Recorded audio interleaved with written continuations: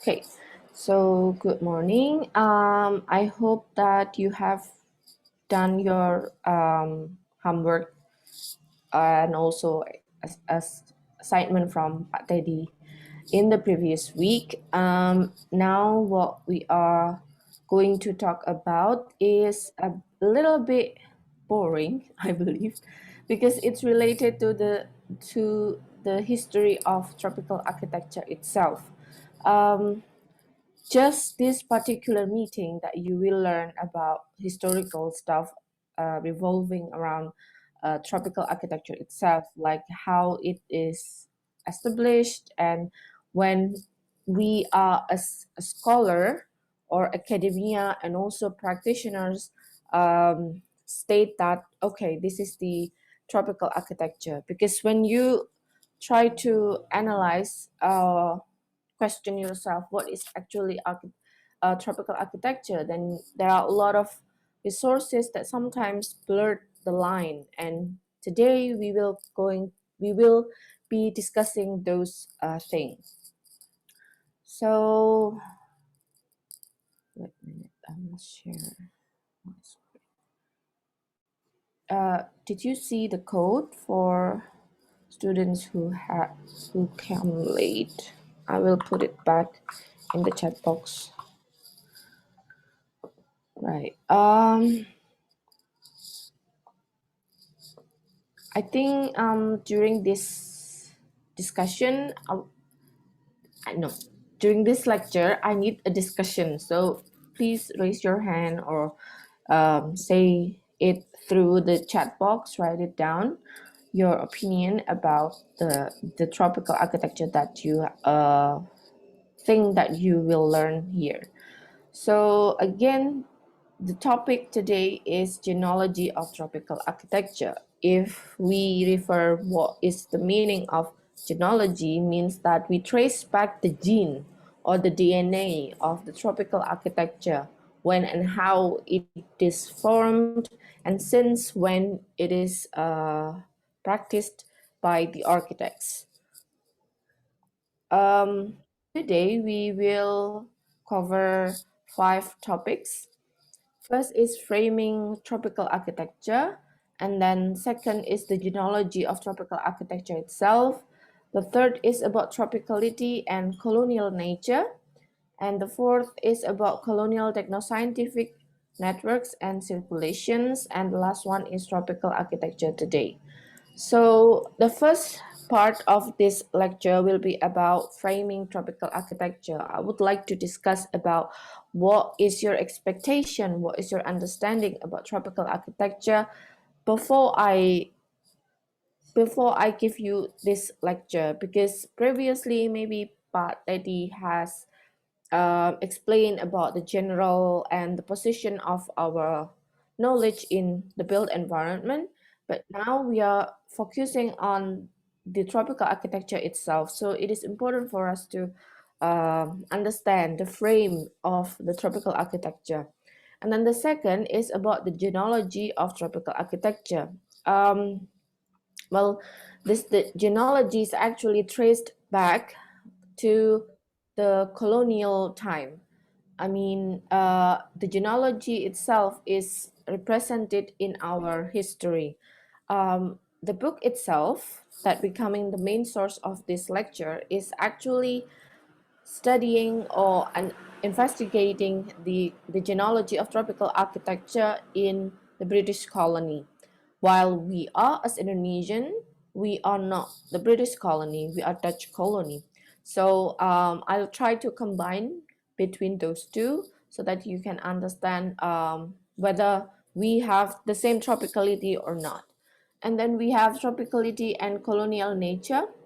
Um, Again, the term of tropical architecture appears because of the colonial nature, the colonial mindset, the European centered mindset. So we will cover that topic in the third content. And then we have colonial technoscientific networks and circulations. Um, because of those colonial context, colonial mindset, then they have There were tragedies that shaped the thinking and how we use climatic design.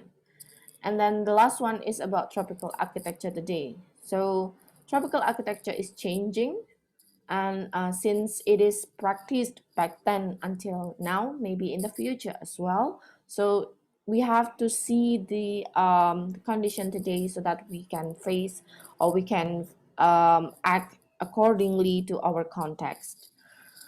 Now we are going to talk about the framing tropical architecture. Mm, I have several images here, like about 5 images. This is a edit tower, but this is unbuilt. This is a concept from Ken Young architect. Just, I need you to memorize this image. This is the first image. And then the second one is called Termiteri House. It is in Vietnam. The architect is Tropical Space, and it is built on 2014. This one is published on 2015.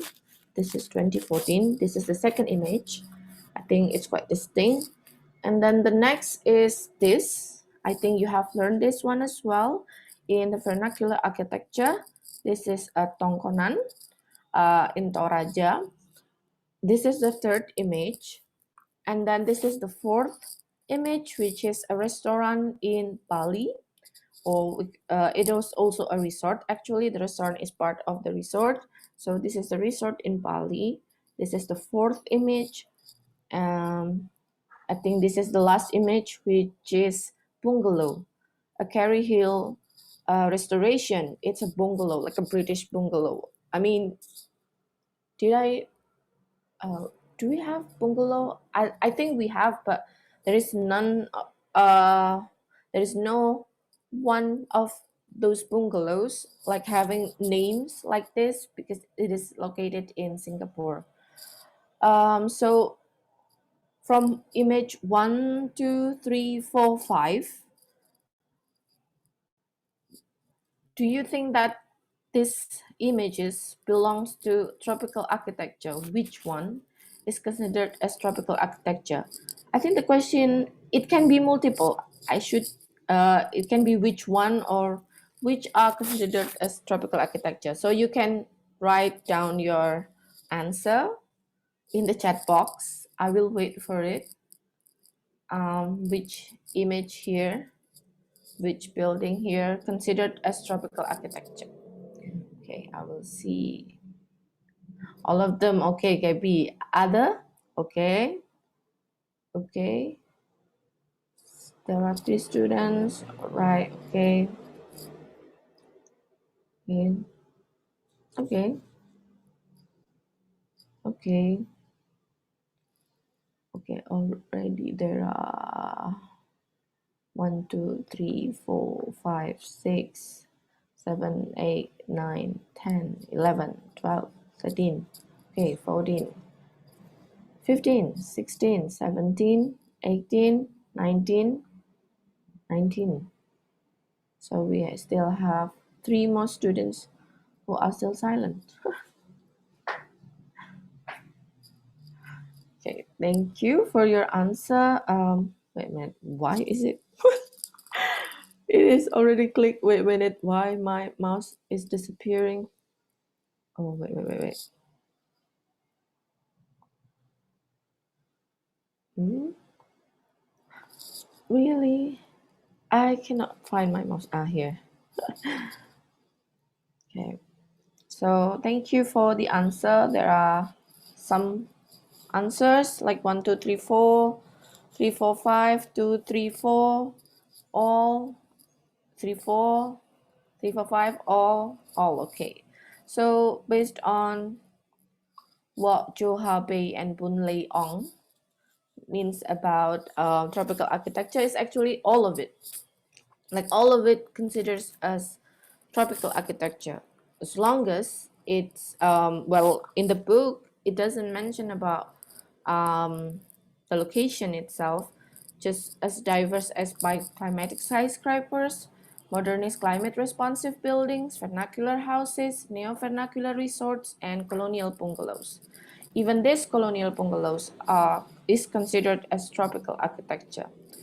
So then we see the next explanation about the tropical architecture is these discourses are privileging the natural forces of the tropics. So that's why we are calling it tropical architecture, because it tries to make the dominant forces of your design based on the natural, particularly ecology and climate in the tropics. So as the prime determinants of architectural form and shape is space. So everything is designed in the way of tropical architecture should make natural become the privilege or the main focus of the design. It revolves around the ecology and also climate. And then by privileging tropical ecology and climate, these discourses are also appealing to the purportedly timeless and unchanging essence of designing in the tropics. So when we try to understand the tropical architecture means that it is located in a geographical area. That's our mind. Because it is related to every architecture in the tropical condition. But we also automatically mention that those conditions will not change because we call it tropical architecture, because it is only about the ecology and climate, while nowadays we experience that the tropical condition, even the tropical condition also changes. So is this still related to architecture, tropical architecture or not?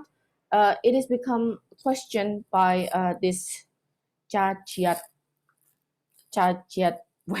It's a little bit hard to um, pronounce his name. So Cha thinks that is it still related if we consider that architectural tropical architecture is located in a dynamic situation. Tropic itself is actually there are many variations. So maybe the Indonesian tropics is different from the Indian tropics. Tropics. Now we move on to what is actually happening with the architectural tropics and what it is about. So in 1950s is the first time that the tropical architecture concept as an orthodoxy for practices is stated. So it begins with modern architecture spread outside the West.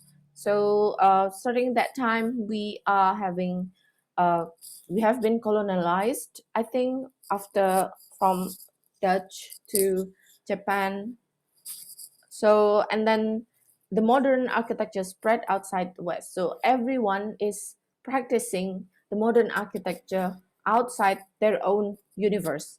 And then the development in climatic design and communication as well is studied during those era.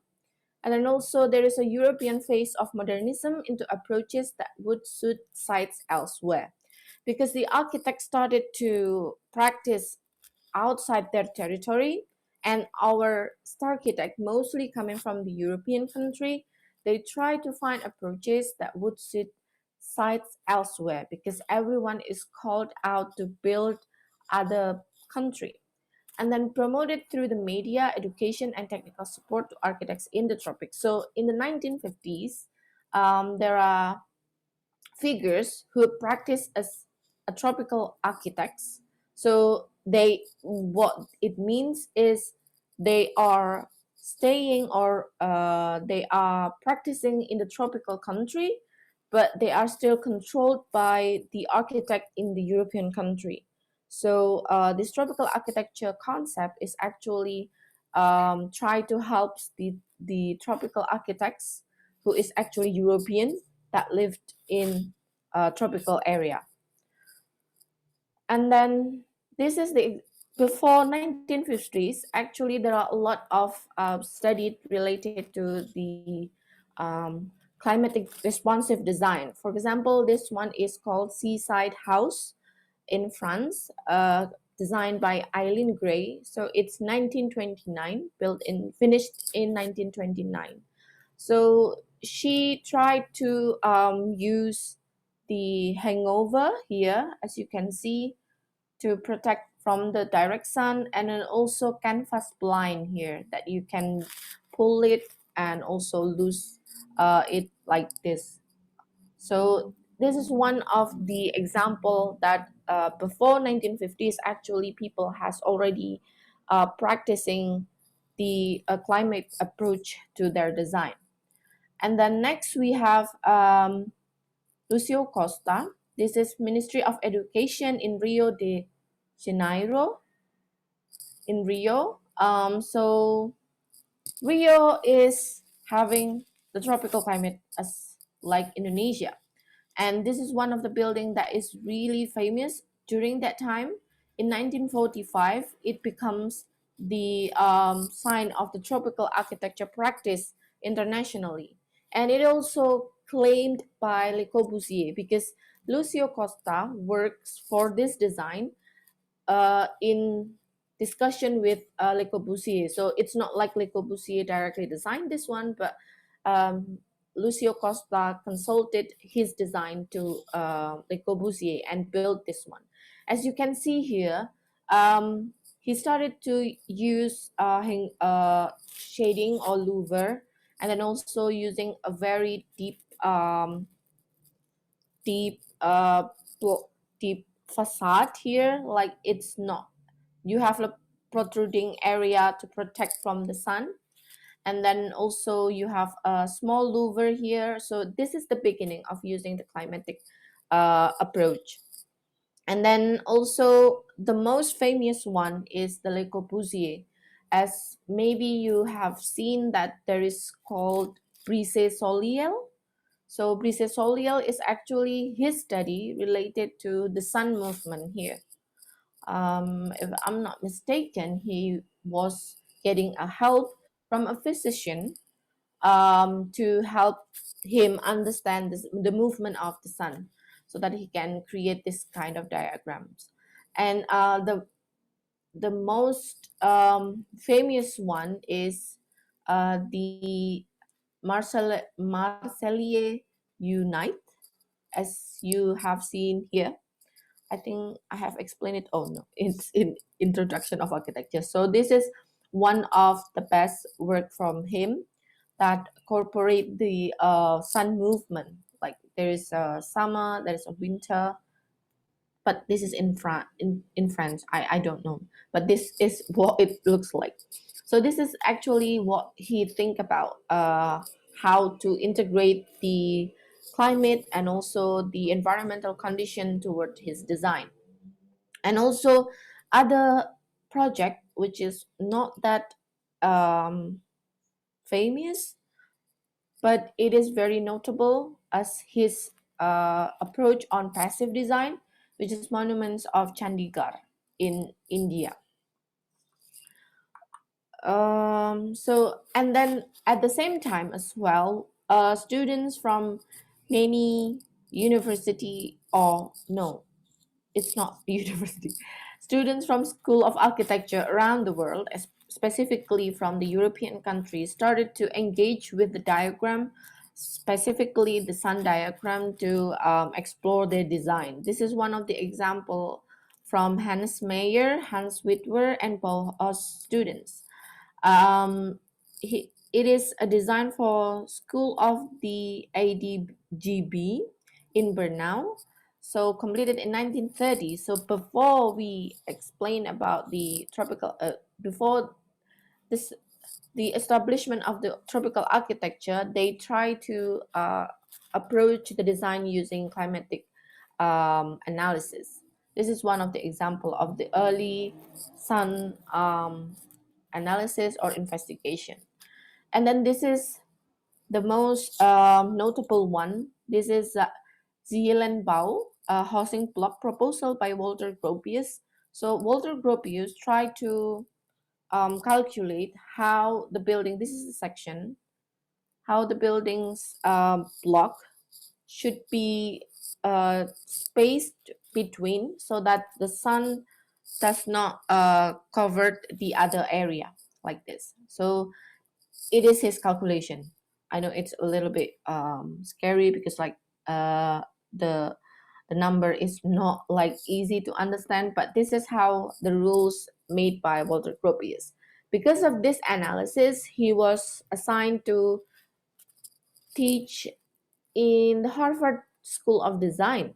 So he moved there and become the lecturer of one of your I think your familiar figure.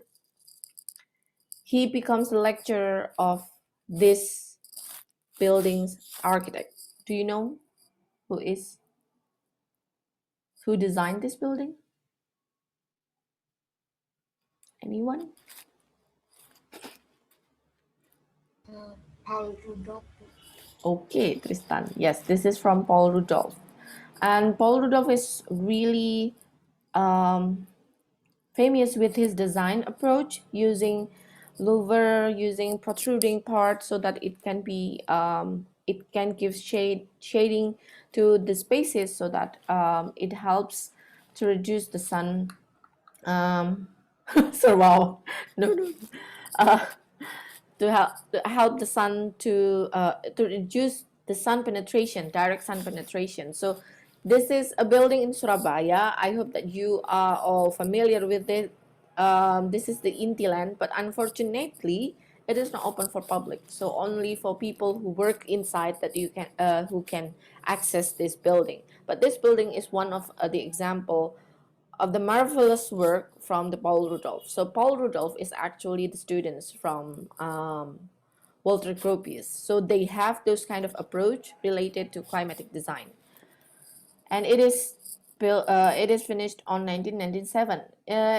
You have you can also find his building in Singapore. There are several, and also in Jakarta as well. And most of the time, I mean, all of it, you can sense the tropicality on it. So that's why Paul Rudolph becomes the familiar figure of tropical architects. Next is in 1953. This is the notable thing. So after 1950s is becoming the starting point of the spread of modern architects that using the climatic approach. In 1953, after 3 years from those years, the Conference on Tropical Architecture held at University College London.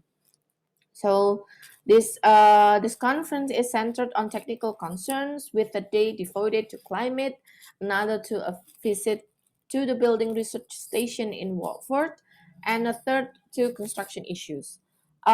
Building research station is something like an institution in the UK that focuses on the performance of building.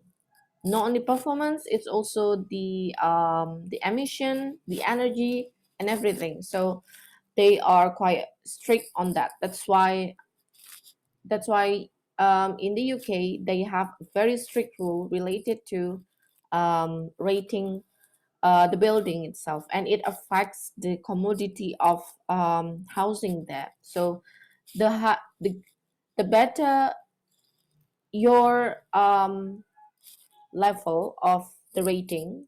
For example, we have A, B, C, and D, and E, I believe. A, B, C, D, E. Uh, so the best is A. So the better you have those level, the higher will your property be. So it really affects the whole market of housing and also building in the UK. And then also the last is the most important part for our discussion is planning problems, and concluded with another on the position of the architect in the tropics. Back then, in 1953, there are several ASEAN students or students from the tropics who studied architecture in the UK. Well, basically, this genealogy of tropical architecture is based on UK basis. I mean, it's a Western basis, but most of the time, the UK basis. When they studied architecture in the UK, they never ever ever design anything in tropical area. Everything is related to the Western buildings, such as snow loads. You don't have snow loads here, and then also I think the most important thing is the snow loads. Like in Indonesia or in tropical country, there will be no snow loads, and I know that's why the roofing is different from our country, because they have another loads as additional.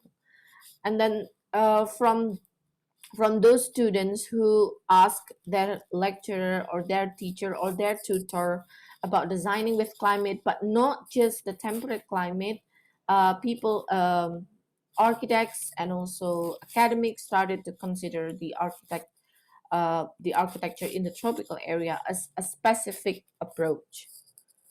And then after that, in 1954, the establishment of a specialist course in tropical architecture uh, that was located at the Architectural Association in London. So, have you ever heard AA School? Have you ever heard AA School? No? Okay. So, AA School is the best architectural school in the world until now. But unfortunately, so when you know that, so the most different thing about AA school is it is always being taught by the famous architect, like star architect, for example, PIG, and then also Zaha Hadid, Foster. They became their tutor directly. So that's the Architectural Association in London. So this AA school, one campus, like a small, I believe that it's located in a small building, because it's only one core, one department, which is architecture, but they have a lot of studios, a lot of major and stuff, and it becomes the association that very strongly uh, make revolution again and again in the architectural field. So those are the AA school. Maybe if you want to continue your study, you can go to AA school. But again, the not only just the tuition fee is very expensive, to go to that school is also a little bit hard, because they will see your portfolio very tightly, because everyone from the world applying to the school. And then in 1944, because sorry, in 1954, because it is the beginning of the course, they just concern almost exclusively with the teaching of climatic design. So it's the same, but they try to engage the tropical characteristic based on the climatic approach on the course. But after 5 years, on 1959, they try to put other things such as researchers at the Building Research Station, and then London School of Hygiene. Why is it hygiene? I will explain it later. And then tropical medicine. Why is it medicine? I will explain it later. And the last one is lecturers in anthropology, housing, and economics, because tropical architecture itself related to the social and cultural factors in, even though we mentioned that it is located in tropics, but the climate itself has a different impact on the social and cultural things in the people there. So now we move on to the genealogy of tropical architecture. um, In this genealogy, we explore three pre-1950s moments of tropical architecture in the British Empire through an analysis of historical fragments. Again, while trying to understand how actually tropical architecture is shaped, um, Chang and King try to grasp the idea of history of the present.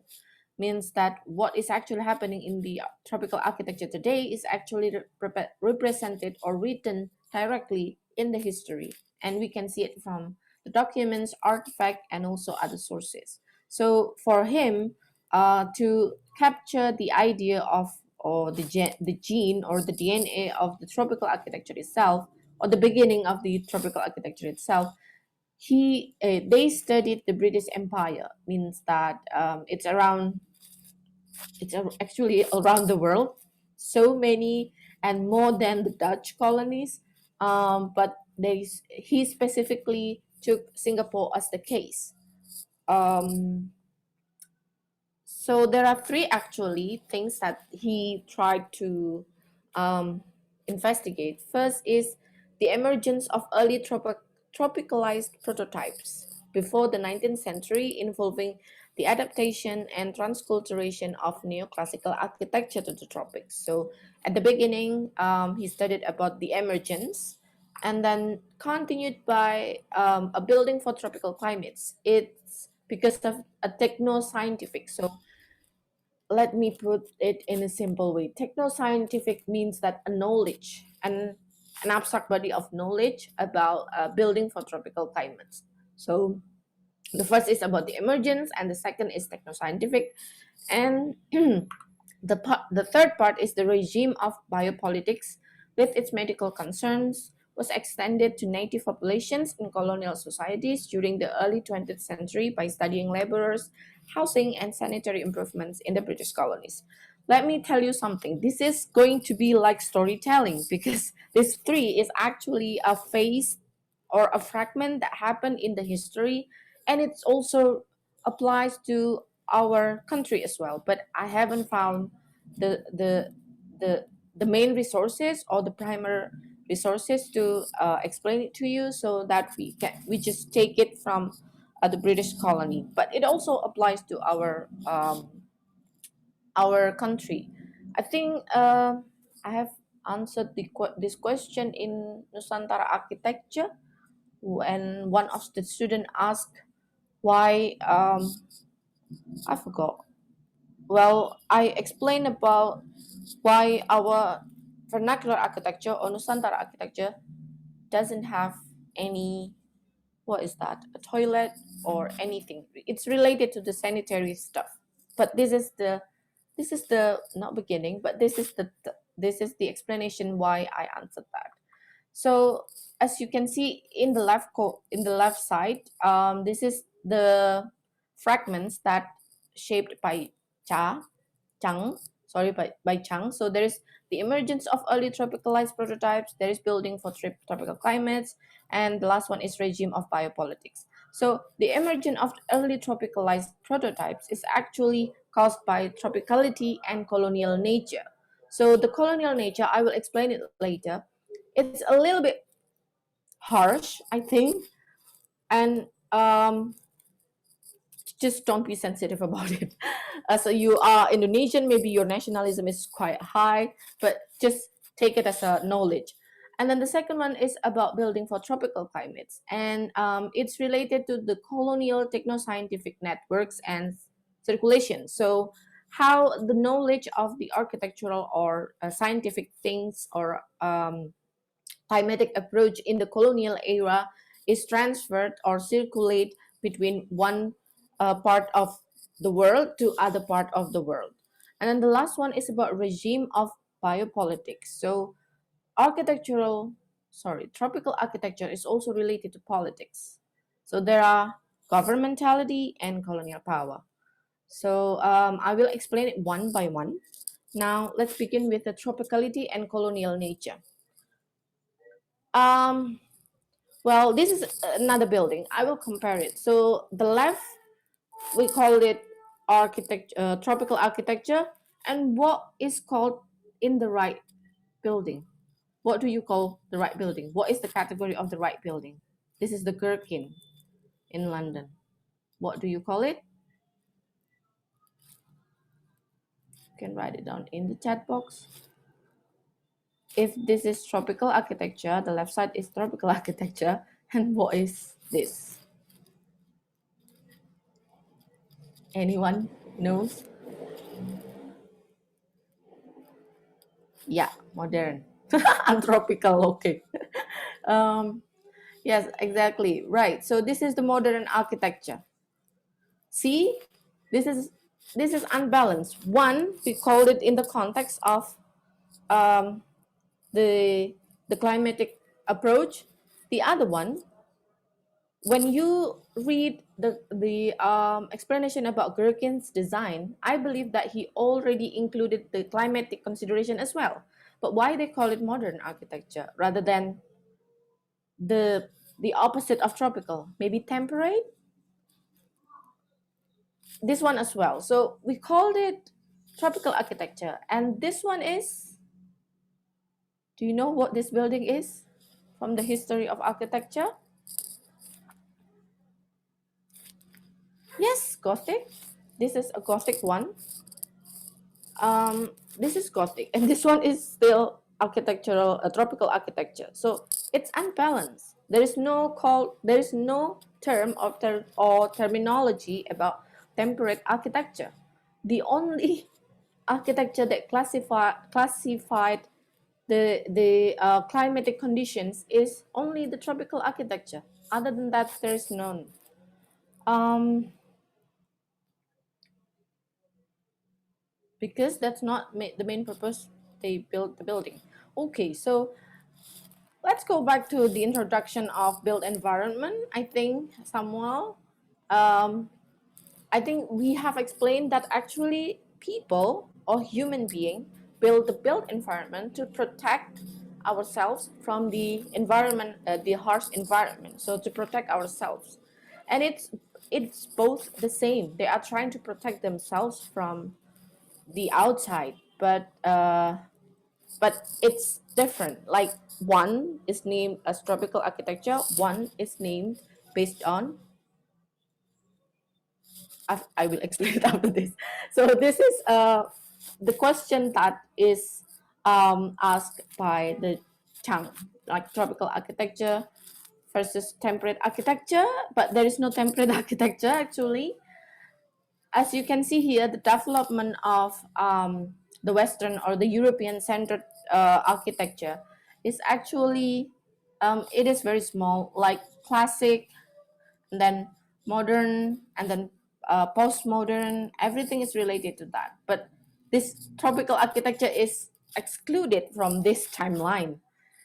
They try to categorize their building based on the social changes that, like from the classic and then the modern where the social changes to the industrialization, and then also postmodern, even the Gothic, Baroque, Rococo is also about the social changes in the community, and also cultural changes, or even simply if they put it the geographical part, there is no like European architecture, there's no like that.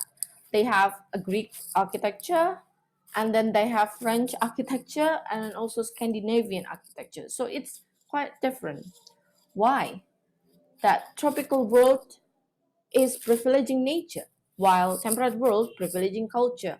So this is what the main idea of the naming of the tropical architecture. So this is a very distinct debate, but now you should see that actually tropical area is called an imaginative geography, because the tropics are not just a physical geography, like you mentioned, the area based on the geographical positions and also hot climatic conditions, but it also an imaginative geography, because European people or the Western centered thinking always mention or have an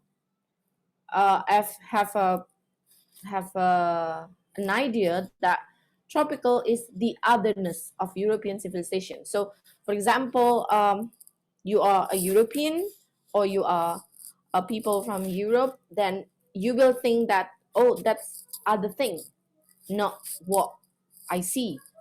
It also applies actually for you when you are Indonesian and you face a European, maybe students in the previous year, then it is quite different, because oh, they are the other. That's why we have called bule.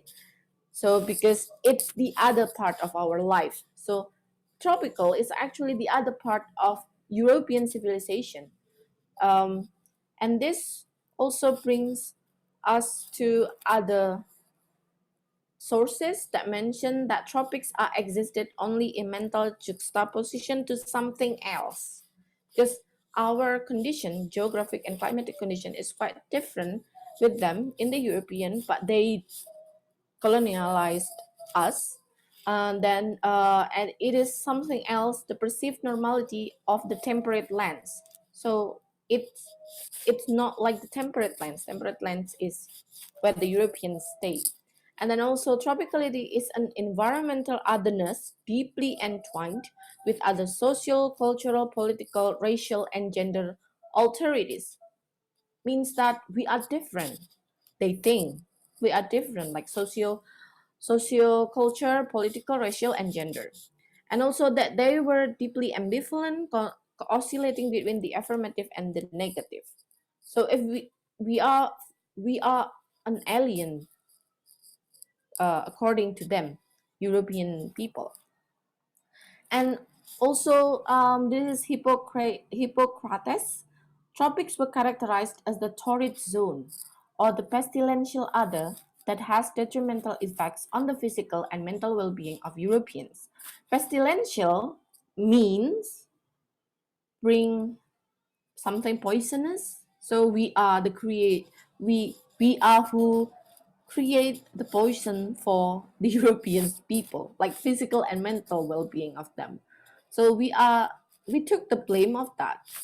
And then also neo-Hippocratic theory, human tropical climate was producing enormous amounts of poisonous miasma that caused the prevalence of tropical disease and led to extremely high mortality rates among Europeans in the tropics, because they lived not in the tropical area, and then they came here, like it's different geography, it's different climate, and then they got sick, they got illness, and then they blame the climate because the climate is producing enormous amounts of poisonous miasma. So those are the mindset of the colonial back then. And also, but we have a positive one, which is Alexander von Humboldt and also Charles Darwin. They think that we have an exotic and paradisical landscape of wealth, fecundity, and plenitude, but it is actually a sense of repugnance and disdain. It's like hate. Repugnance and disdain is like hate. They hate it because it produces lazy inhabitants, incapable of physical toil and not disposed to mental exertion. So they thought that we are uneducated and also lazy. So those are the mindset of people from European civilization back then towards the tropical country or developing underdeveloped country like Indonesia back then. But it's not only applied to Indonesia but also to every colonialized country. So the mindset is like this, and I don't know why, but it always in the tropical area. This is why they think that tropical is something outside their world. um Starting from that, they are quite afraid of facing what is happening in tropical area. So because they have faced plague, they have faced sickness, they have sick illness, maybe from simply from the mosquito. They don't have mosquito at all, so we have the mosquito. And then they try to develop two things. The first thing that two first thing that they have to establish. First is tropical medicine, and then second is tropical sanitation. Because as we know that our vernacular architecture doesn't have those toilets and stuff, because we are blending with the nature back then. And then because they came and they bring their home, their design, directly put it in our land, then it becomes problem because it's not appropriate with the climate. And then they got malaria, they got diarrhea, and other illness that they never ever experienced before, and they think that this is very deadly back then. So what they did is try to establish two things: tropical medicine. It's like very specific, tropical medicine, and then tropical sanitation. So these two become, what is that? Become a specific major. So it becomes a specific department in the school. So they can study tropical medicine and also tropical sanitation in the European country and then send to um, the tropical country. But from this two development, it affects the architectural shape as well, because from this, the tropical medicine and also tropical sanitation, you will learn how to achieve the health of the European people, and also how to apply the sanitation in the tropical area condition, or the geography of tropical area. So here is some of the modification based on what um, those those discipline study about how they provide fresh air, and then also veranda to provide to avoid direct sun. So basically, it's these two things is outside architecture, but it affects the architecture. Before 1950s, there is no so-called tropical architecture, but from this medicine and also sanitation, everything is affected. So it including the design of the architecture. This is a two-story model barrack proposed for the Indian stations. Indian stations is located in Singapore. So this is one of the expression getting from these two. They try to express the rule of thumb based on the medicine and also sanitation, and it becomes this. This is a section, and also it looks, it is expressed in the hospital, like the plan of the SGH building for European wards. So it's European wards, okay, not the indigenous people wards. So it's for them. So everything is for them, because back then they got sick, they got illness, and then they try to improve their own life first, rather than all the people there. So this is the European word. And another example is housing, like sections of two houses. So they try to provide a good direct sun penetration for each houses that have a very short or very um very short alley. Now we move on to this. So actually, European colonial rule, because of those mindset that we are we are not capable of inventing something. We are not capable of being very productive. So they try to civilize the indigenous people. Indigenous people is pribumi. So they try to civilize us and justify the exploitation of rich tropical resources.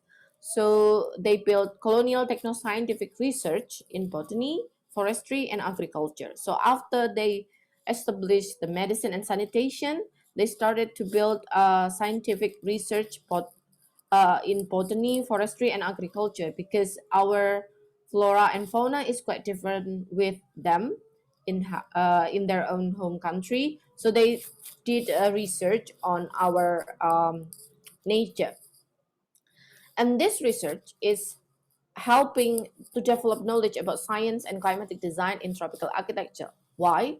Because when you studied plants and also animals, then you will learn about their habit that is affected by the climatic conditions.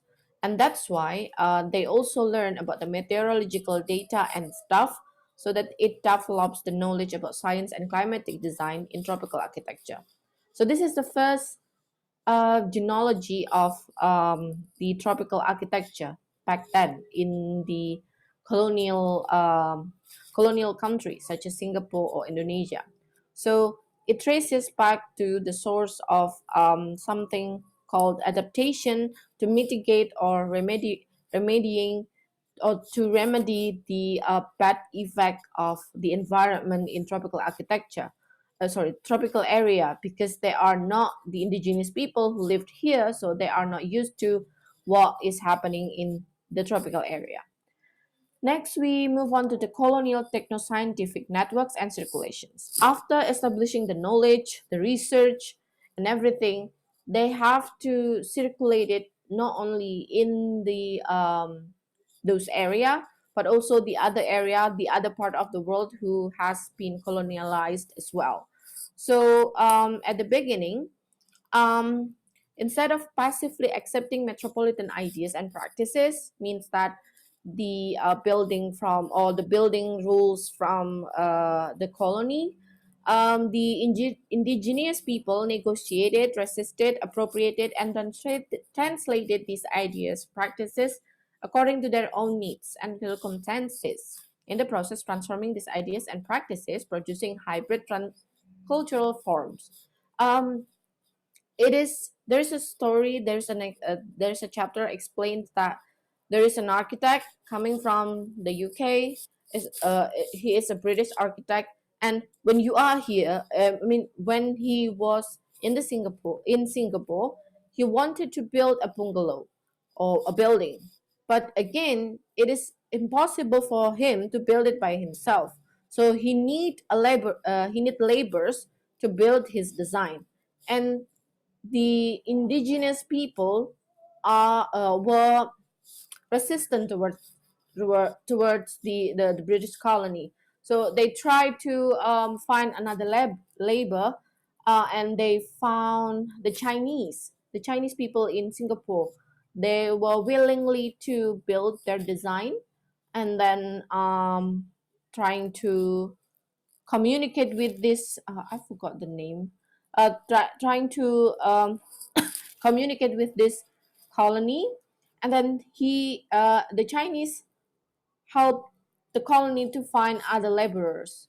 So after that, the British mentioned that he found a very difficult situation because one, he could not speak in Chinese.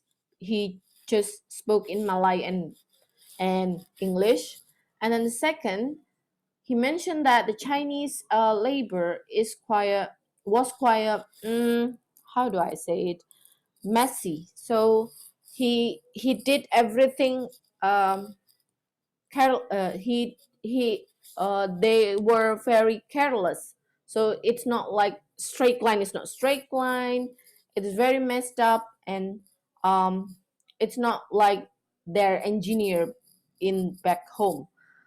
But actually, it doesn't mean that the Chinese labor or other labor in Singapore back then is not skillful. They are very very skillful, but for their own architecture.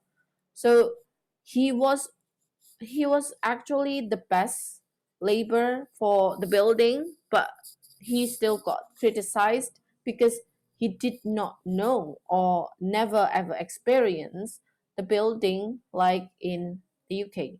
So those are the problems. That's why indigenous people try to negotiate and then resisted, appropriated, and translated these ideas. So in producing hybrid transcultural forms. This is one of the example of those hybrid thing. This is traditional settlement typology in kampung. As you can see, is like this: the pitch roof, and then the hangover, and it's like this. And this is the plan. Like every plan is very open. We have only doors and windows here and here, here and here. And then when it's translated into another kampung, which is a colonial settlement, it almost the same. They change this part, the column, but and then also they added veranda here, but the essence of the plan is the same. But maybe the material is different as well from the traditional one. This is made from, sorry, this is made from like porosity porosi- uh, po- material with high porosity, and then this one is more massive. Like the building is massive, but the plan is almost the same. The configuration is the same. This is how they translated the design of the colonial into theirs, but not just copy paste it, but try to translate it in a hybrid one. And also this one, I bet you have uh, you know this. So actually, they love the sun, like the European people love the sun. That's why at the beginning they are making like the ordinary type of window with glass here. But then they realized that the sun penetration is quite strong and creates glare in tropical country. So they try to give cover, but the cover is uh, having a lot of hole because it must be it must help the process of natural ventilation where the hot air gets out. So this is how they came. Double window with one with the glass window and the other is the louver. So whenever you want to have a breeze or a cool air, then you open the solid part, which is the glass part, and then just close this one to protect you from the glare as well. And then also you have bovenlijk here. Um, what is the English of bovenlijk? Because bovenlijk is a Dutch. So something called something like the natural ventilation hole. So it is located on top of the window so that the hot air can get out from the room. But in Dutch we called it bovenlijk, and we still use it in our practice as an architect. And then from those point of view, the colonies were laboratories of modernity and sites of innovation. As you can see that we are something they were experiencing for the first time, so that we became their laboratories of modernity because it happens almost near the modernity era. And also sites of innovation, they innovate more about their buildings and try to spread it around the world and give the effect of their power. And then how these ideas and practices were transformed when they circulated and were thus translated and tropicalized in order to adapt the different socio-technical and socio-environmental contexts. They also make an adaptation because tropical is quite different. It's not just related to the climate, but also the culture. Because of the climate, the culture is different as well. So that's why when we recall the tropicalized means that it's not only the climatic adaptation, but also the social, cultural, and political uh, context. For example, there is one famous or notable local feature to transform the shape of European buildings, which is veranda. This could either be the extension outwards and downwards of the roof of one-storied house, or alternatively, an open pillared gallery around a house, often also added to non-residential buildings. So this is useful for deflecting the sun's heat from the walls of the building. The veranda offered an outdoor comfort zone for a wide range of activities. In the European country, you don't have veranda like outside veranda. Every activities is done inside. So this is a new type of transculturation where not only us, who the indigenous people, adapt the European centered culture, but the European actually also learn about our culture a little bit. So the principal perspective of colonial architecture toward the humid tropical climate in Indonesia, there are three principles. There are three principal perspective of colonial architecture toward humid tropical climate in Indonesia. This is the Indonesian context. So they include the perception of wind, sun, and the influence of rainfall. Because rainfall is very different, I believe. When I experience rainfall in the UK, it's not rain, I think. It's just a drizzle. So in Indonesia, it's like a bucket rain where it's very hard, and sometimes when you play under the rain, like it is touching your skin, like pushing your skin. But there, the heaviest rain is just so like a drizzle. So it's very soft. That's why rainfall becomes one of the load that you have to think about when you design in tropical country. So the construction elements are made to address the problems of the stability of wind movement and rain protection mainly, such as pitch roof to anticipate rainfall, corridor around the building to isolate heat, connect building and serve as shadowed area, high ceiling with grates, and then also ventilation systems and windows which are open widely and almost cover the wall of the building. So this is the type how the buildings from the colonial is adopted in Indonesia to survive in this type of climate. This is the example of veranda. So this is called veranda. What it is called veranda. So there is a space outside their home. Yeah, it can be like this or the continuation of this part like this. So this is the veranda.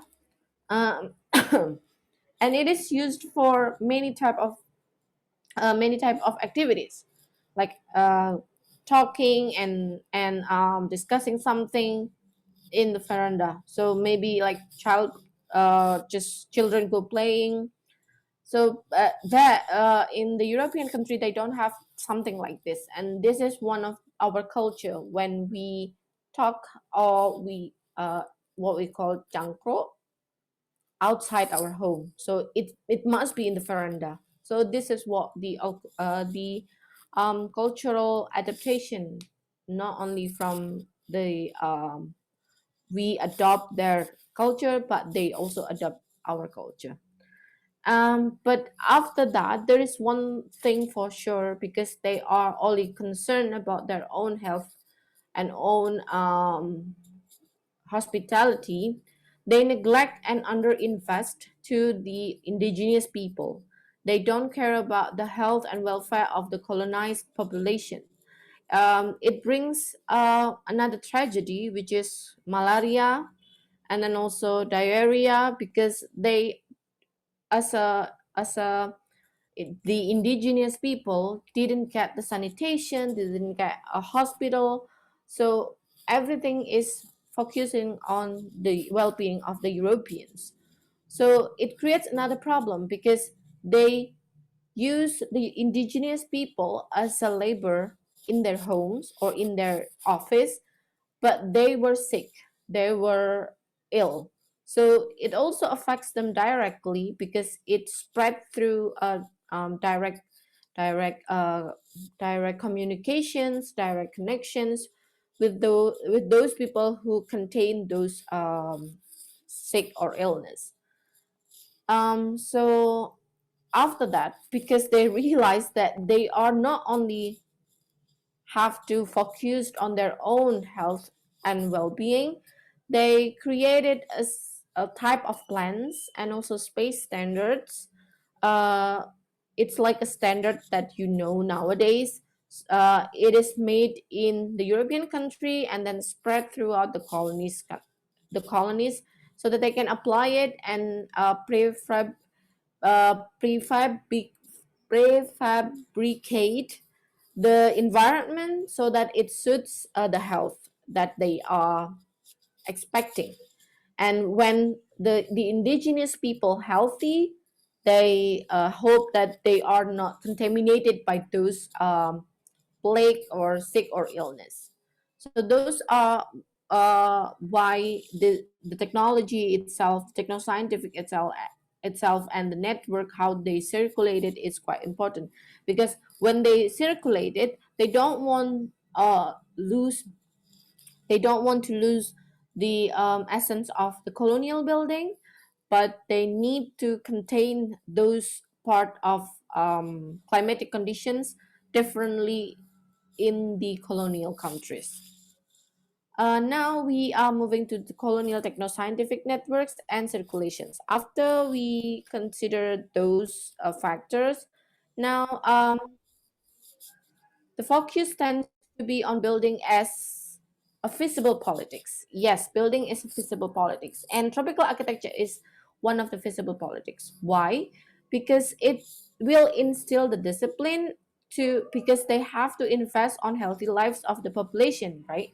So they create the standard, and the standard is actually made by them so that we can follow it, and they govern us by those standards. Do you know what I mean? I think the logic is like that. So it's a feasible politics. The standard is trying to govern your life, your quality of life. I know this is for a better thing, but it is automatically govern your life. So that's why we call it a feasible politics. Um, Even though they have already provided type of um, those type of hospitality for the indigenous people, but people European people who lived in the tropical area or the colonial country, they make a colonial rule of difference, means that they still have this nature that they are more than the indigenous people, so they try to violate those governmentalities. So in the European country, it's the time for liberalism. So there are liberal conception and created a built environment that reflected the contradiction of such violations. But they are violating those liberal thinking in the colonial country. They create separated barracks. Sorry, they create separated barracks for the military of the European and also the indigenous people, just to make sure that they are not contaminated by sickness or illness, even though they try to build up the quality of life for the indigenous people, but they are trying to separate it. It also applies to the housing. They try to separate the area, and also the hospital. They are not joining the one, like one hospital. It must be like separated. So this is one of the rules, like the feasible politics that was initiated back then, called colonial building notes. Notes here means that rules. So this particular document will govern every buildings in the colonial country, like the British colonial country. So these notes contains rules of thumb that they have to follow so that they can achieve the expected outcomes that is required by the European civilizations. So this is one of the first prototype of the building nodes. Nowadays we have a lot of building nodes. I will explain it later. And then this is one of the there are three main um, injustice in this part, which is the military cantonment that I have mentioned before, where the European soldiers they have separate barracks with uh, contaminated so that they are not contaminated. And then second, the colonial hospital for the indigenous people is not a curing machine. So it's just to show the power that, okay, I give you this because I have more. And then the piecemeal and belated nature of colonial public housing. It also started from okay, I have more, so I have to give the less. So those ideas is behind this too. Well, actually, those are the how to mention it. Those are the manifestation of visible power. So they show that they have power by giving the hospitality, but actually they didn't give a good conditions, and they did didn't intend to improve the life of the indigenous people. Next is about tropical architecture today. I think this is the last part. What time is it? Oh, 10, 11, 10:17. So this is the last part. Tropical architecture today. After we discuss about the genealogy of architecture, tropical architecture, we realize that actually the tropical architecture is shaped by the nature of or the nature of colonialization, and also the tropicality itself becomes familiar because we are the unfamiliar. It is very west centric, but we have to accept it. And it is also a very unique type of approach that considers nature as the first thing to uh, prioritized in the design. But for the tropical architecture today, there are three categories that I will discuss with you. So first is nature, tropicality, and Anthropocene. In the in the past, Chang tried to investigate how the nature and also tropicality related. So he traced back to the building and also the paradigm of tropicality in the colonial era. So in this tropical architecture today, we will talk about Anthropocene. I hope that you know Anthropocene. I will explain it later. So we are talking about nature, tropicality, and Anthropocene. And then the second one is about techno-scientific constructions and network building. It's almost the same with the previous one. We try to combine and try to understand the development of the tropical architecture today in terms of the techno-scientific construction and also network building. And the last one is power and governmentality. Again, tropical architecture today is still a power and also govern something, whether you realize it or not. But it is still something that is quite, as the book called, a little bit capitalism. It's a neoliberalism, but yeah, it is still a power and governmentality. For the first topic, which is nature, tropicality, and Anthropocene, human nowadays has been on the Anthropocene epoch. I mean, the condition that we are being the geological agent that created irretrievable transform nature and left inerasable traces on the earth. So our earth will not go back to this part, like here or here or here. It always goes beyond what we will think. And also, we left inerasable traces on the earth, such as carbon, waste, and everything.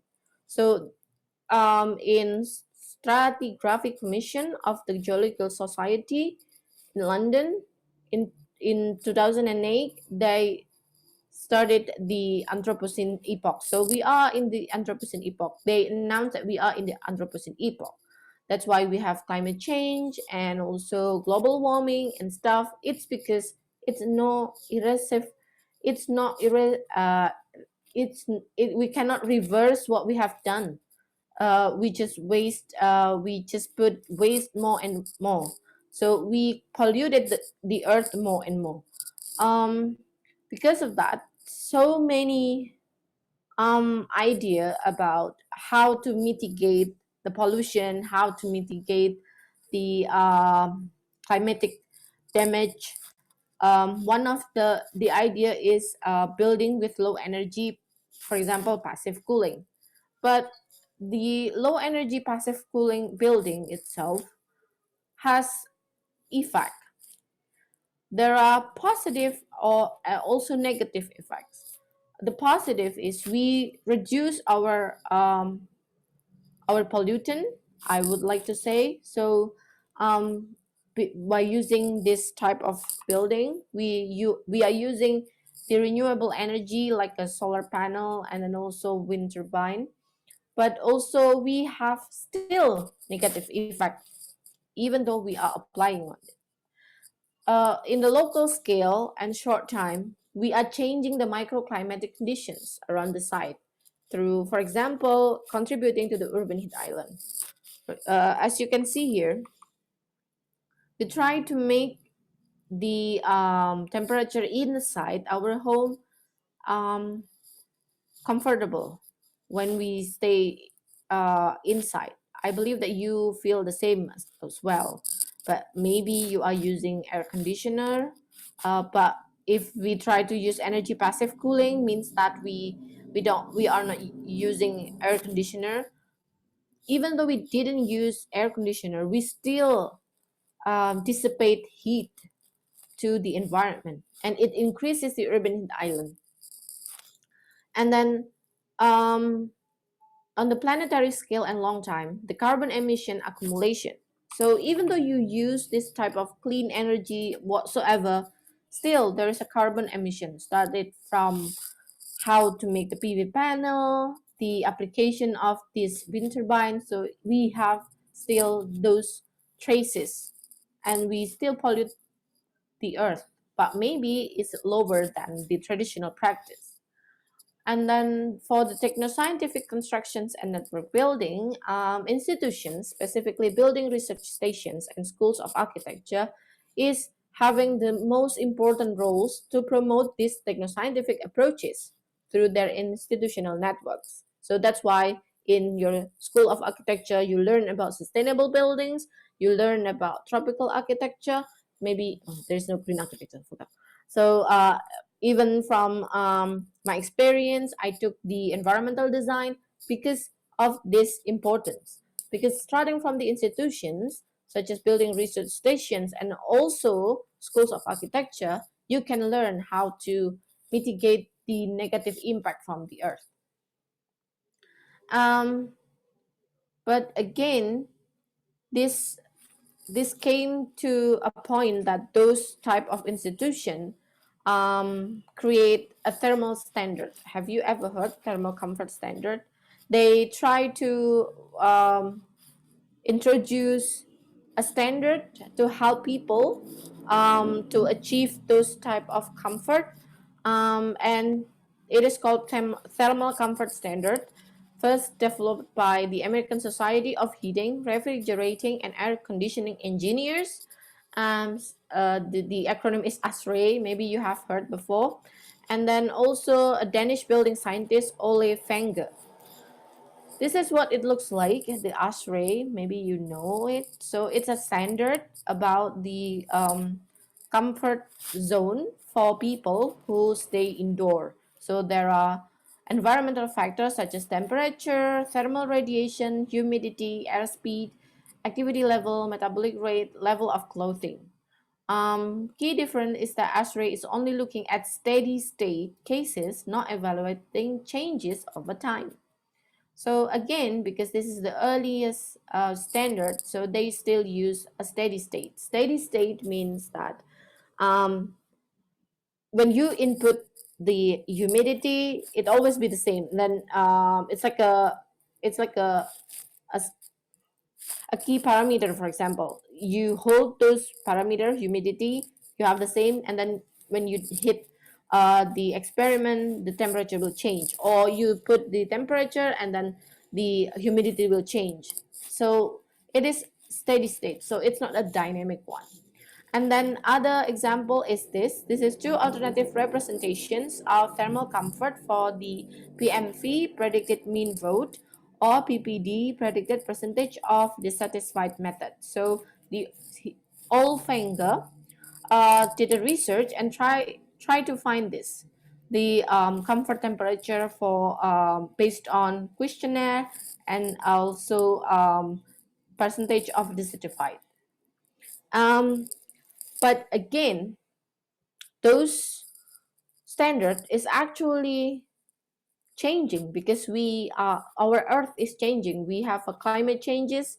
So in tropical architecture, we should think about how we use those standards. It's the standard itself is actually made by the people who didn't live in the tropical countries. So it is again Western centered research. So we should find new adaptive thermal comfort standards and new green building rating tools. Um, when I studied my what is that my when I wrote my dissertation in the UK, I studied about the what so-called adaptive thermal comfort. What is the difference between this one, these two, with the adaptive thermal comfort? The adaptive thermal comfort is actually a formula, like a very long formula. I don't like it, but it's a very long formula. But in those formula, they put many things like other things, not only just humidity and then thermal radiation, airspeed, activity level, metabolic rate, level of clothing. They put other thing called uh, anticipated comfort or what is that? Perception of the comfort itself, because as maybe I will explain it based on my survey that I did. I did a survey on, where is that, in Surabaya, in a dense population, for the low income people. When I asked them whether they feel comfortable or not in their homes, or they feel hot or stuff, they didn't mention any uncomfortable things. Oh yeah, I'm uncomfortable here. I feel okay. I didn't feel that I am not comfortable here. When I asked, "Do you feel hot here?" "No, I don't." They mentioned that. It is very shocking, because actually there is another type of factors here. The duration of stay. The duration of stay also affects the adaptive thermal comfort, because humans' body naturally can adapt to a certain degree of temperature. For example, I believe that the one who is not coming from Surabaya, or who is not staying in Surabaya, understand this. And if you are coming from a colder part of the region in Indonesia, for example, Bandung or even Jombang, my place is also colder than Surabaya. When you came to Surabaya at the first time, you will feel like it's hell, like really hot. Like, oh my goodness, what is this? Whenever you go out at 11 or 10, directly, you feel when you ride your motorcycle, you have a different color, like directly after 5 minutes. And it's really, really hot. And then there is no, okay, even 7 a.m. And then if you don't take a bath, then you will have a lot of sweat in the morning. So it's really different with other part of the country. Sorry, other part of Indonesia. For example, I lived maybe only 2 hours or 1 hour now, or 30 minutes now from Surabaya, but it's already very different. Like when I for at the beginning of this work from home, I feel like my home is very cold, so I didn't turn on my fan. So I don't have air conditioner in my home because it's not important in here. My home is very open, and I have like a side yard, so the natural ventilation can go through, and the window is quite big. I could not say that it's window, it's door, I don't know, but the opening is very big, so that I don't need those air conditioner here. Even the air conditioner wouldn't be a good fit here. So those are what considers the adaptive thermal comfort, the duration of stay. Because and then after several years staying in Surabaya, you will feel that it's okay. Sometimes you will feel there is a very cold night in Surabaya, which is very impossible to experience. But again, the duration of stay helps you to what is that called? Adapt with the temperature. So those are what they didn't include this two um, in this two thermal comfort standard. So in the adaptive thermal comfort, you will be asked about those type of question, which is the duration of stay. So people on my objects, research objects, research subjects, they have lived in the area more than 30 years. So that's why it's fine. They didn't feel anything, any changes. It also happened, for example, after went back from the UK, I stayed in Surabaya for maybe 1 hour or so, and I feel like the air is very polluted. Like, oh, it shook my nose and it's not comfortable. But my friend from Surabaya, who stayed in Surabaya, said, no, this is very nice. It's not like Jakarta, which is very dirty and stuff. Well, because you haven't been on those places in a long time, you have been adapted to another type of environment. That's why it is important to understand the adaptive thermal comfort. So we actually cannot use those standards directly into our design. And now we move on to power and governmentality. Because of the standard introduced by the ASHRAE and also Olfenga, it becomes a power and also governmentality. Through in recent years, in recent years, the use of air conditioner is increasing significantly because people started to think that the comfort zone of level of activity inside the house is certain degree of temperature, which is impossible for the people in tropical country to achieve it without air conditioner. So it also gives them power to sell more air conditioner because they think that the standards should be achieved. That's why when you are used to use where in your daily basis, if you are using air conditioner, if you turn off your air conditioner at some point where when it is very hot, you cannot bear it anymore, then you can just turn on because it's what they made because of those standard. But it also created by the changing environment where um, the rising temperature of the earth also affecting those phenomena. It's actually like two sides of blade. You want to improve your thermal comfort, then you use air conditioner, but those air conditioner also increases the temperature of the earth. So that's why people try to avoid using air conditioner nowadays because those, even though your air conditioner is having a good certified technology, but still it is in the developing era where they have to provide lower energy consumption and also lower carbon emission. So those standards actually become the power and also governs our life. um, Chang mentioned that there are two type of power in this uh, tropical architecture today. So the first is power to technoscience. The technoscience, like I have mentioned before, like the Olfenga and also what is that? The ASHRAE one, also your green building console is actually based on the Western centered country.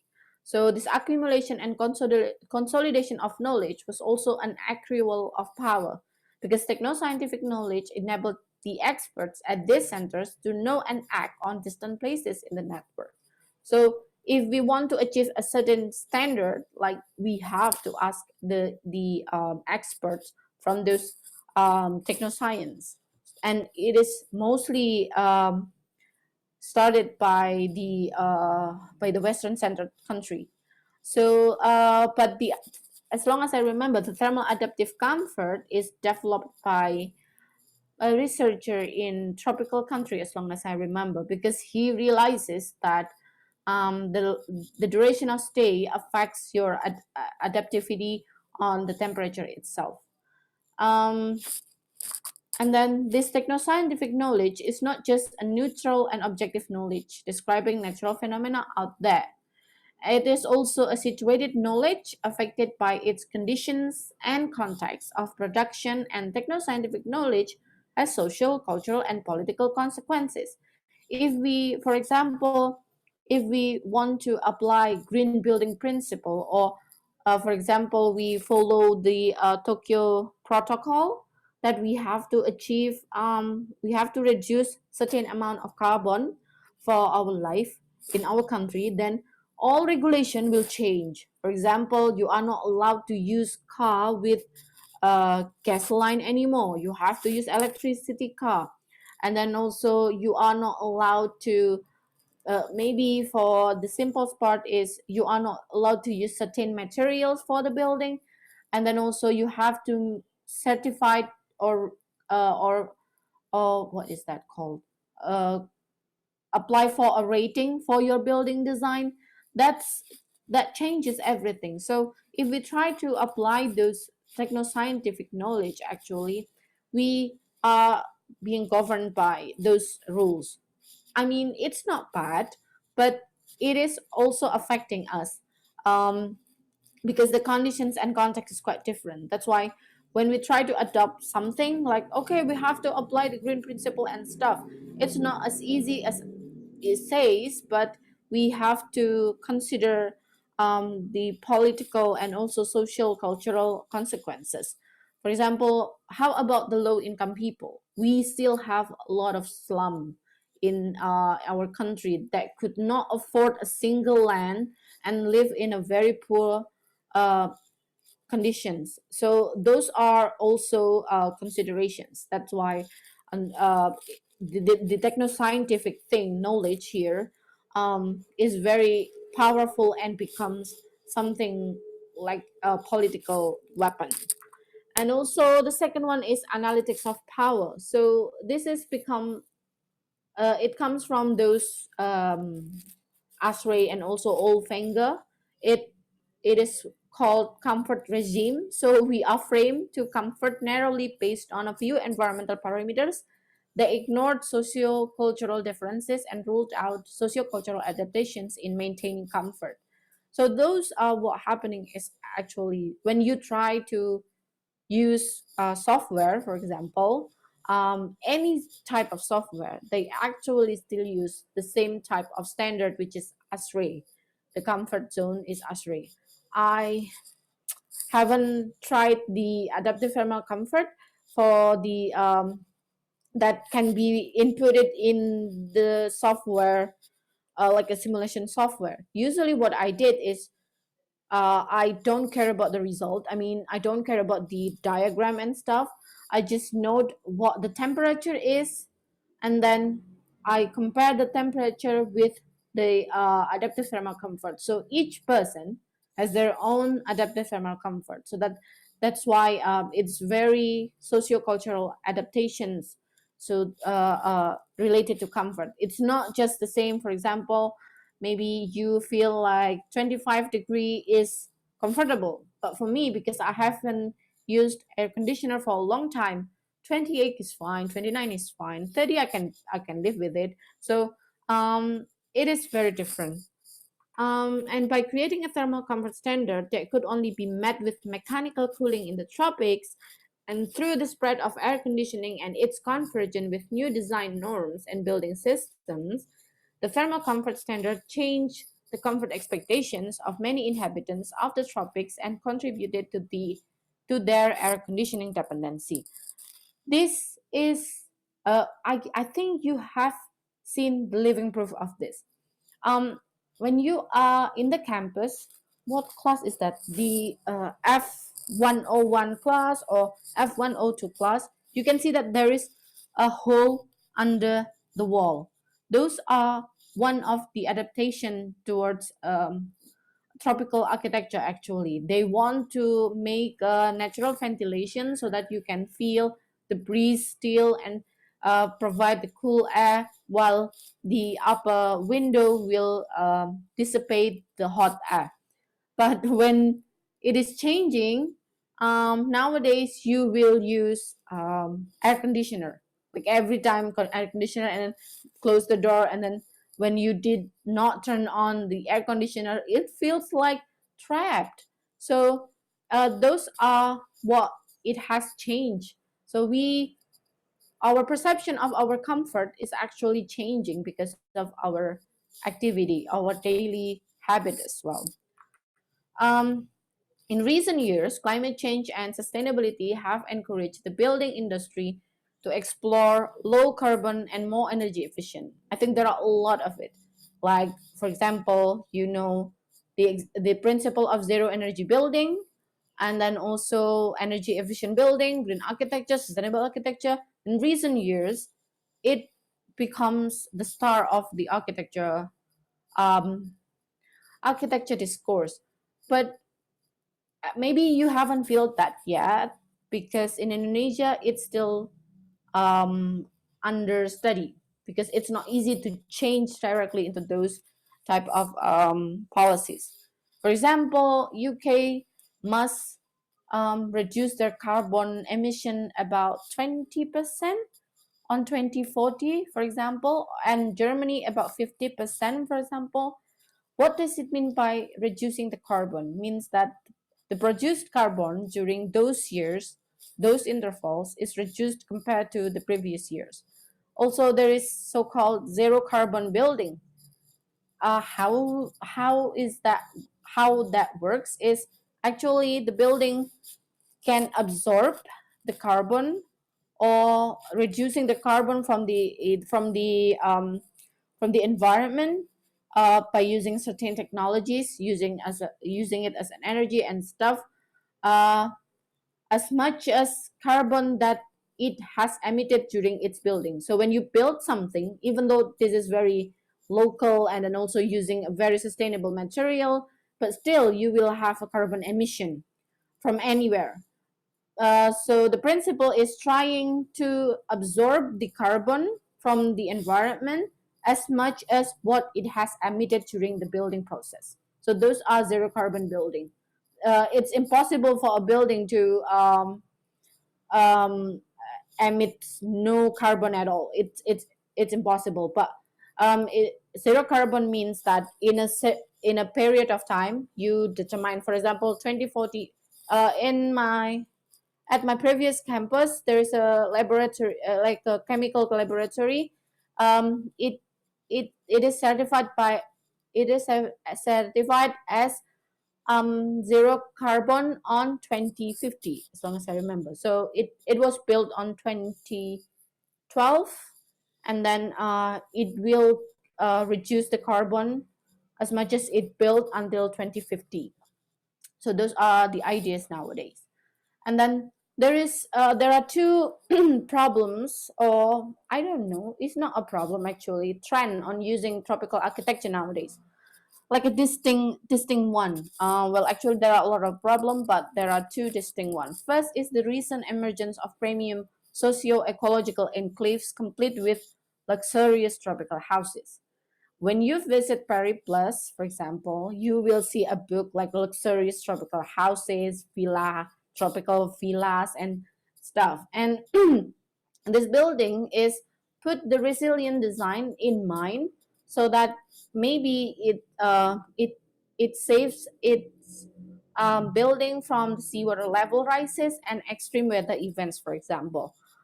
Here is one of the example of what called the luxury tropical houses or villa. This is called this is a secret garden house in Singapore. The architect is Wallflower Architecture Plus Design in 20 and finished in 2015. As you can see here, it's very tropical. Like, it protects from the harsh environment outside by providing louver, like vertical louver here, and also it has protruding area so that it doesn't hit by the sun directly, and also it uses evaporation cooling here by using the pool. But also it's very luxurious. The concept is like this. So it included the green response. So if you have like a typical response like this in the hill, and then you have green response where he just put the additional trees or plants here, and then try to reclaim green footprint, and then green intensification by green enclosure means that everything is green here. So when you build a building in Singapore, for example, in Singapore, you have to reclaim those land that you use. It means that you have to give as much as land that you used to build. So he just put it in the upper part here. And then the green and land responses, you put it sunken here, and then also open ground, and then also green enclosure, so it becomes secret garden house like this. So this is his concept. Here is why we call it luxurious, because it has its own jacuzzi. Like, you have pool out in the ground floor, but you have also jacuzzi, and also looks like this. So this is very luxurious one. And the second one is a large number of urban poor life they're related to slum. So large number of urban live in their bare lives in sub-housing conditions in squatter settlements and slums around the world, particularly in the rapid growing megacities in the southern tropical region. The solution is try to facilitate self-help housing so that architects is just positioning itself as a facilitator, not as a designer. So have maybe you have heard about the community planning or participation design. So those are one or two method to facilitate self-help housing, so that the residents can be technical and we provide the technical and financial assistance to improve and upgrade their housing and community. There is one video actually. What time is it? Yeah, 9:10:49. This is a video who this is the references, this is the figure references. I will put it in the classroom, my presentation. Have you ever heard about Alejandro Aravena? Please raise your hand if you know Alejandro Aravena. No one knows Alejandro Aravena? Okay, Tristan. Only one? Okay, only one. So Alejandro Aravena is a Pritzker Prize on, I forgot what years, because his idea on providing social housing for the Brazilian community. The house itself solved the problem of slum, scarcity, and what is the other S? I forgot, but I will give you the video. It's 15 minutes video. Before we continue to maybe the discussion, or you have to ask. Yes, quite. Oh yeah. So you know it, Samson. You know it. You know him. Do you know him? Kurang tahu tentang I don't particularly know about the person, but I know about squatter slums and All right. Okay. Okay. Then I will also share the links. The YouTube link is it's the TED talk that I loved a lot. Like, okay, this is something that we should learn when we become architects. We are not only talking about the poetic condition or we make poem from our design, but we also think about how the people will use our design and develop from it. It's a 15 minutes video. I will play it, but I will also put it on the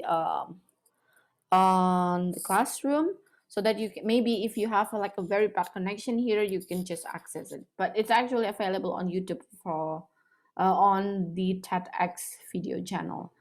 And then I will also take a break a little bit, but you can watch it. Wait a minute. I will before you we proceed to question and answer session.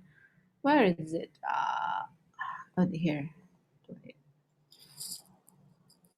All right. Before that, I will stop the recording because it is what is it is a copyright by TEDx, so it's not appropriate for me to record it and then put it on the classroom. Just directly access the YouTube after this.